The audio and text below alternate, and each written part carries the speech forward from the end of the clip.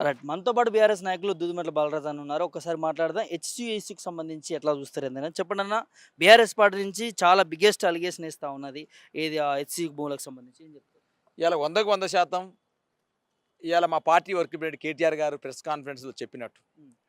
మరి ఆ BJP MP ఎవరనేది రాష్ట్రమంతా చర్చించుకుంటా ఉంది. హ్మ్. ఒకవైపేమో దొంగే దొంగ అని అరుస్తున్నట్టు హ్మ్.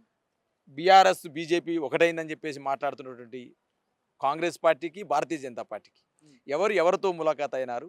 హ్మ్. ఎవరు బ్రోకర్‌ని తీసుకొచ్చినారు? హ్మ్. ఎవరు ఏదైతే ఐసీఐసీ బ్యాంకుతోటి ములాఖాత్ చేపించినారు? హ్మ్. ఎవరు 170 కోట్లు తీసుకున్నారు? హ్మ్. ఇవన్నీ అంశాల్ని చెప్పాల్సింది, ప్రజల ముందు ఉంచాల్సింది హ్మ్. రేవంత్ రెడ్డి గారు, హ్మ్. వారి యొక్క కొలీగ్స్‌గా ఉన్నటువంటి ఆ ఎంపీ గారు, హ్మ్. భారతీయ జనతా పార్టీ ఎంపీ గారు. హ్మ్. ఇవాళ మేము అంటున్న ముచ్చట కాదు ఇది. హ్మ్. ఇవాళ రాజా సింగ్ గారే వాళ్ళు సీనియర్ శాసనసభ్యులు. హ్మ్. ఏమని మాట్లాడుతున్నారు రాజా సింగ్ గారు? ఇవాళ భారతీయ జనతా పార్టీ సంబంధించిన నాయకత్వం అంతా కూడా హ్మ్. ఇవాళ కాంగ్రెస్ పార్టీ ముఖ్యమంత్రితో ములాఖాత్ అవుతుంది. హ్మ్. దీన్ని చేంజ్ చేయాల్సిన అవసరం ఉందని చెప్పేసి రాజా సింగ్ గారు చెప్తా ఉన్నారు. హ్మ్. మరి ఒకవైపు ఏమో ఇవాళ ఒక ఎంపీ మీద ఆరోపణలు వస్తూ ఉన్నాయి. హ్మ్. ఇవన్నీ అంశాన్ని చెప్పాల్సింది ఎవరు? వాళ్ళిద్దరు. కాబట్టి ఇవాళ దొంగే దొంగ అరుస్తున్నట్టు ఈ రాష్ట్రంలో ప్రధానంగా కాంగ్రెస్ పార్టీ, భారతీయ జనతా పార్టీ ఇవాళ డబ్బుల కోసం ములాఖాత్ అవుతూ హ్మ్. రాష్ట్రం యొక్క పరిపాలన గాడిలో పెట్టలేక అస్తవ్యస్తంగా ఉన్న పరిస్థితి కనపడతా ఉంది. హ్మ్. ఇవాళ ఒకవైపు ఏమో ఎస్యూకి చలో మార్చ్ అని చెప్పి భారతీయ జనతా పార్టీ పిలిపిస్తుంది. అవును. ఇవాళ సాధకార కమిటీ వచ్చేస్తే వాళ్ళకి పోయి అప్లికేషన్ చేస్తారు. హ్మ్. మరి ఎవరు ఇప్పించిన ఎంపీ ఎవరో చెప్పండి. హ్మ్. దాని మీద ఆరోపణలు వస్తున్నాయి కదా. హ్మ్. ఇవాళ ధర్మేంద్ర ప్రధాన్ గారు ఈ అటవీ భూముల్ని ఆక్రమించొద్దని చెప్పి చెప్తున్నారు కదా. హ్మ్. కాబట్టి ఆ భారతీయ జనతా పార్టీ ఎంపీ ఎవరు? హ్మ్. ఈ క్వశ్చన్ మార్క్‌ని తెరదించాల్సింది ఆ 2 పార్టీలు తప్ప భారత భారత రాష్ట్ర సమితి కాదు. మేము హ్మ్. ఇవాళ ఆరోపణలు చేసినాం. హ్మ్. ఆధారాలతో పాటుగా చేసినాం. హ్మ్. ఆ ఆధారాలు ప్రూఫ్ చేసేందుకు మా కేటీఆర్ గారు సిద్ధంగా ఉన్నారు. మా పార్టీ వర్కింగ్ ప్రెసిడెంట్ గారు. హ్మ్. కాబట్టి ఇవాళ 100% ఇవాళ 400 ఎకరాల వెనకాల హ్మ్. ఎన్ని వేల కోట్ల కమిషన్ ఉన్నది అనేదాన్ని ఇవాళ స్పష్టంగా ప్రజలకు తెలియజేయాలి. హ్మ్. కమిషన్ల కోసమే ప్రభుత్వాలు నడుస్తున్నాయి తప్ప హ్మ్. ప్రజల అవసరాల కోసం ఈ ప్రభుత్వాలు ఏర్పడినట్టుగా మాకు కనపడతలేదు. హ్మ్. ఎందుకంటే ఇవాళ ఒకవైపు డీకే శివకుమార్ గారేమో కార్యాలయమే కమిషన్లుగా మారిందని చెప్పి కర్ణాటకలో కాంట్రాక్టర్ల సంఘం ఆరోపణ చేస్తూ ఉంది. హ్మ్. ఇవాళ మీనాక్షి నటరాజన్ ఇన్ఛార్జ్ గారేమో ఎటువంటి అర్హత లేకున్నా కూడా రివ్యూ మీటింగ్లో కూర్చొని హ్మ్. ఎవరు చెప్పకుండా ముఖ్యమంత్రి కార్యాలయంలో ఎంత కమిషన్ నడుస్తూ ఉంది, మంత్రుల కార్యాలయంలో ఎంత కమిషన్ నడుస్తా ఉంది తెలుసుకోవడం కోసం పోయిందట ఆమె. హ్మ్. ఎందుకు రివ్యూ పోయినా అని అడిగితే ప్రెస్లో అడిగిరట. హ్మ్. నేను పోయింది రివ్యూ మీటింగ్లో కూర్చోవడానికి నాకు అర్హత లేనప్పటికీ హ్మ్. ఎందుకు పోయినంటే ముఖ్యమంత్రి కార్యాలయం, మంత్రుల కార్యాలయం కూడా కమిషన్ల కార్యాలయంగా మారినాయి. హ్మ్. 20% కమిషన్ తోటి వర్కర్లు నడుస్తున్నాడు కాబట్టి నేను కూడా పోయి నన్ను ఏమైనా పని అడిగితే నన్ను కూడా కమిషన్ అడతారని చెప్పి తెలుసుకుంటాను పోయిందట ఆమె. హ్మ్. ఇలా పెద్ద చర్చ నడతాం సోషల్ మీడియాలో.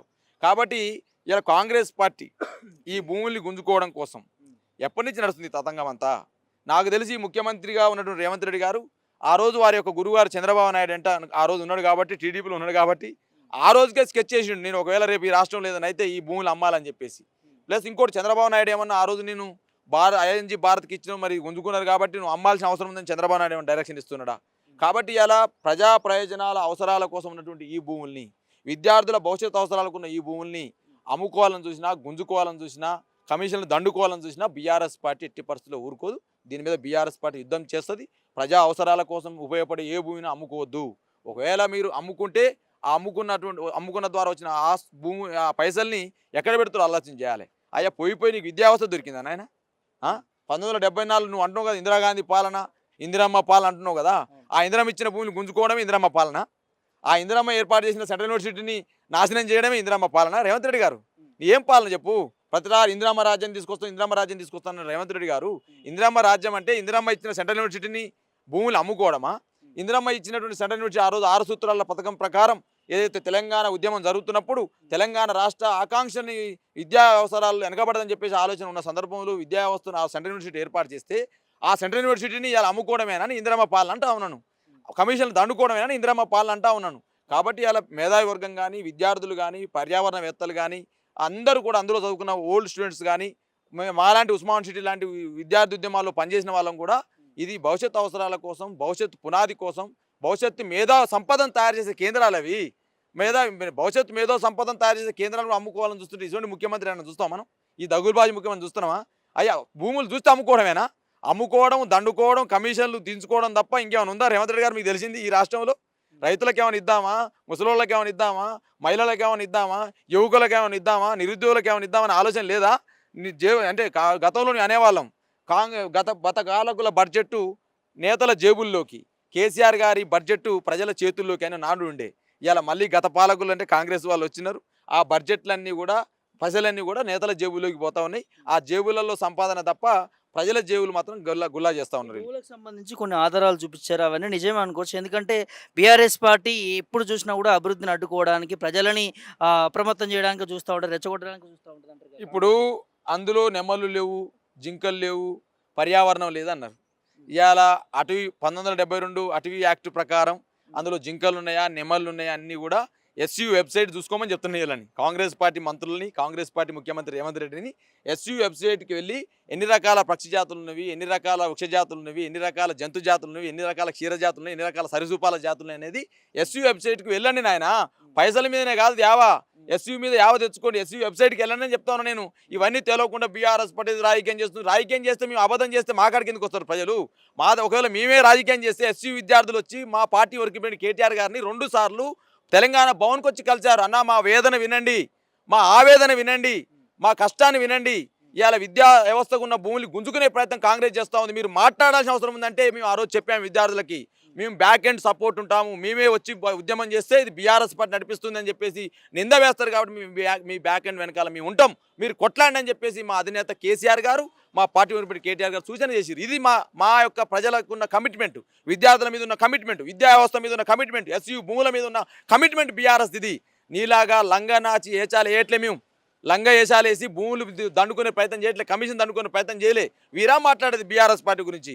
బీఆర్ఎస్ పార్టీ పుట్టిందే త్యాగాల పుట్టుకరైనా. బీఆర్ఎస్ పార్టీ పుట్టిందే నీ లెక్క దొంగ పుట్టుక కాదు, నీ లెక్క దొంగ వేసాలు ఏలే. తెలంగాణ ఉద్యమం జరుగుతుంటే రాళ్ళేసిన వాళ్ళం కాదు మేము, తెలంగాణ ఉద్యమం జరుగుతుంటే లాఠీ పట్టుకొని తిరిగిన వాళ్ళం కాదు, తెలంగాణ ఉద్యమం జరుగుతుంటే రైఫిల్ ఎక్కువ పెట్టిన వాళ్ళం కాదు నాయన.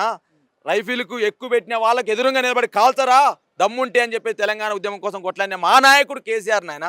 అటువంటి నాయకుల్లో పుట్టేటువంటి బీఆర్ఎస్ పార్టీ గురించి మాట్లాడేటువంటి అర్హత కానీ, కనీస జ్ఞానం కానీ, కనీస అర్హత కానీ రేవంత్ రెడ్డి కానీ కాంగ్రెస్ పార్టీకి లేదని తెలియజేస్తాం. భూములు మాయ అంటూ విద్యార్థులు కొట్లాడుతున్నారన్న మీరు చెప్పినట్టు, దాంతోపాటు భూములు ప్రభుత్వాందే అంటూ ప్రభుత్వం చెప్తా ఉంది. ఇదంతా కూడా హైకోర్టులో విచారణ జరుగుతూ ఉంది. సో ఈ టైంలో ఈ 10,000 కోట్లు అనేది తెచ్చుకోవడం అనేది ఎట్లా చూడొచ్చు? నేను అనుకుంటా ఉన్నా, ఇవాళ జేఎన్టీయూ భూములు కూడా 86 ఎకరాల జేఎన్టీయూ భూమి కూడా ఇవాళ ఏదైతే మన హోం సంబంధించినటువంటి అంటే మన గృహ నిర్మాణ సంబంధిత శాఖ ఆధ్వర్యంలో ఉన్నది, ఆ భూమి కూడా నాదని పోతారా రేవంత్ రెడ్డి గారు?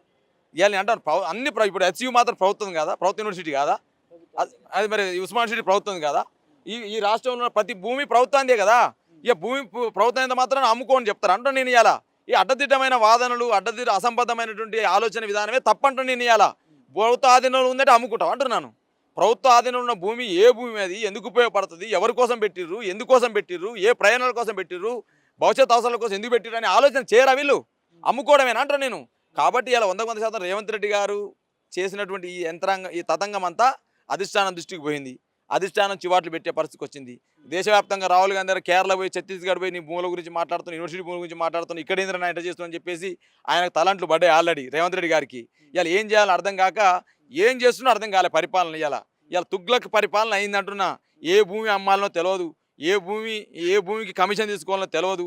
ఇలా తుగ్లక్ పాలన అయ్యింది రేవంత్ రెడ్డి సర్కార్. అంటే ఫైనల్గా ఎట్లా ఉండబోతున్నారు ఎస్సీ భూములకు సంబంధించి? 100% బీఆర్ఎస్ పార్టీగా మా పార్టీ వర్కింగ్ ప్రెసిడెంట్ గారు, మా అధినేత కేసీఆర్ గారు సూచన మేరకు ప్రజా పోరాటం ఏదైతే విద్యార్థుల పోవడం జరుగుతూ ఉందో ఆ పోరాటానికి పూర్తి మద్దతు బీఆర్ఎస్ పార్టీ ఉంటుంది. ఈ ఎస్సీ భూముల అవినీతి పైన, ఎస్సీ భూముల అమ్మకం పైన, ఎస్సీ భూముల ద్వారా వచ్చే 30,000 కోట్ల ద్వారా వచ్చే కమిషన్ పైన డెఫినెట్గా యుద్ధం చేస్తాం. అన్ని ఆధారాలు బయట పెడతాం.